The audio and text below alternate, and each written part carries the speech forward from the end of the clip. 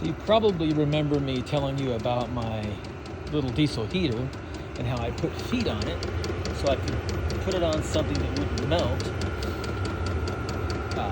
by the exhaust. Well, I built a solar generator slash power station with a 100 amp battery. I got some nice hot air coming out here. Very quiet exhaust. And you can see we're pulling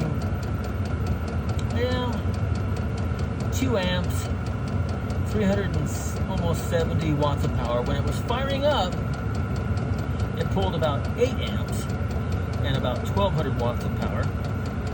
And my Bluetti wouldn't fire this baby up, but this power station that I just built is working perfectly.